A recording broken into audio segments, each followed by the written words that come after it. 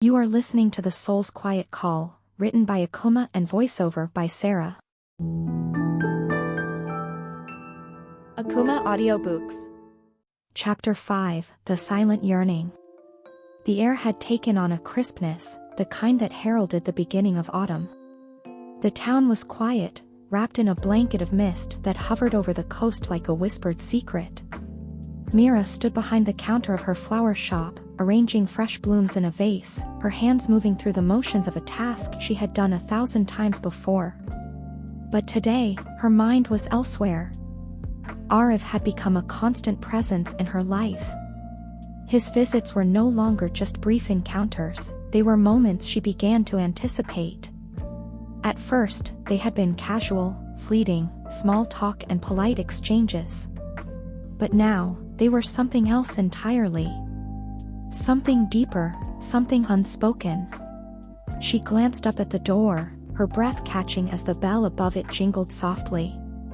There he was. Aarav. His hair was still damp from the rain, a few stray droplets falling from his jacket as he stepped inside. He had a habit of looking at the world with an unhurried gaze, taking in every detail as though he were writing it down in his mind. "Good afternoon," Meera said, her voice quieter than usual. "Good afternoon, Meera," Aarav replied, a slight smile tugging at the corner of his lips. He set his bag down on the counter and moved toward the display of flowers, his eyes scanning the array of colors and scents.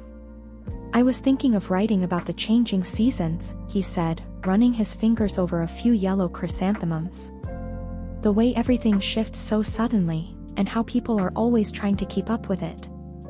Meera nodded, though her thoughts were far from the flowers or the seasons.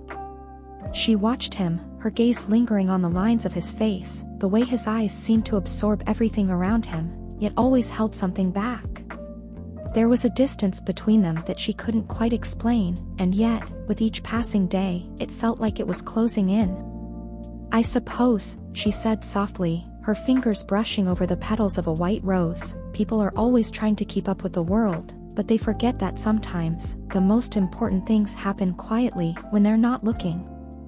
Aarav turned toward her, his eyes locking with hers.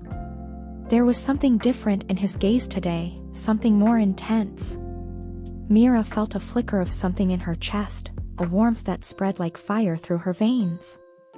For a brief moment, it felt like the world had stopped, like it was just the two of them in this small, fragrant space, bound by something unseen. "Maybe," Aarav said, his voice soft, almost hesitant. "But isn't that the problem? People are so busy looking for the big moments, the grand gestures, that they miss what's right in front of them."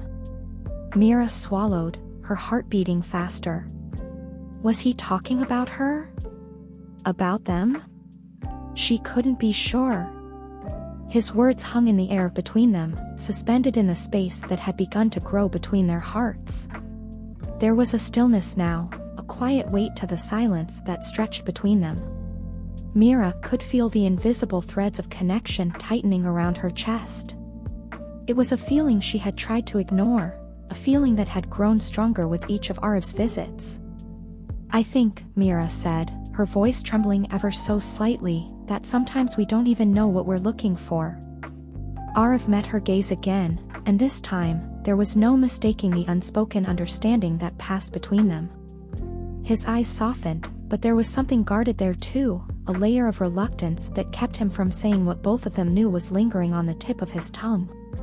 "I'm not sure I understand," he said, his voice low. Meera felt her heart race, her breath caught in her throat. For the first time since their paths had crossed, she felt unsure of herself, unsure of what she wanted. Her ability to see into the souls of others, to read the deepest desires that lay hidden beneath their words, had always been a constant guide for her. But now, with Aarav, it failed her completely. His heart was an unreadable book, a puzzle with pieces that didn't fit together. "I think," she began, her voice quiet, "that maybe I've spent so long looking at everyone else's desires that I've forgotten to look at my own." Aarav was silent for a long moment, and Meera was sure he was trying to process what she had just said. She was equally sure that he could feel the weight of the words between them, that something had shifted in the delicate balance of their relationship. "Meera," Aarav said, taking a step closer to her. "I don't think you're the only one who's forgotten." She looked up at him, her heart pounding in her chest, her mind racing to make sense of everything. He had been the one to keep his distance, hadn't he? He had been the one to leave the space between them, to guard his heart with walls that she couldn't see through. And yet, here he was, standing in front of her, as though he was ready to speak the words he had kept buried for so long. But he didn't. Instead, he reached for a small bouquet of roses, his fingers brushing over the delicate petals as though they held some sort of answer. He paused for a moment, his eyes flicking toward her. "I think you're right," he said quietly. "We all spend so much time looking for something outside ourselves that we forget to look within." Meera nodded, her eyes lowering to her hands, her fingers still absent-mindedly arranging the flowers in front of her. It was as if her own heart was trying to catch up with the words they had exchanged, trying to understand the meaning behind it all. She had felt it. She had felt the longing in his gaze, the silent yearning that had been building between them. But what did it mean? Was it a passing moment, or was it something more? Could she allow herself to feel it, to acknowledge it, when she had spent so long keeping her distance from everyone, including herself? "I don't know what to make of this," she whispered, her voice barely audible. Aarav's expression softened, and for a moment, he said nothing.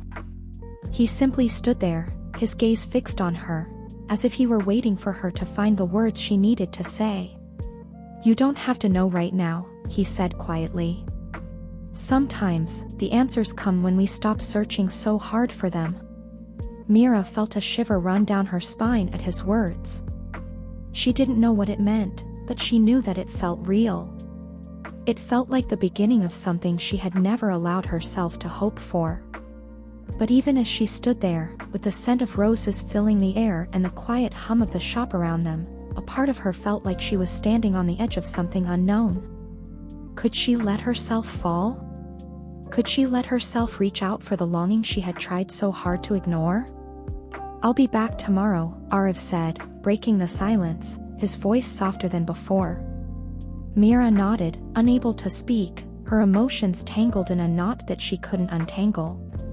Aarav turned to leave, his footsteps slow, as if he, too, was reluctant to break the moment.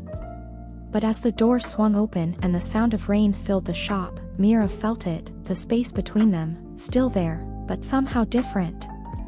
The yearning lingered in the air, heavy and undeniable. And for the first time in a long time, Meera wondered if she was ready to face it. Akumah Audiobooks.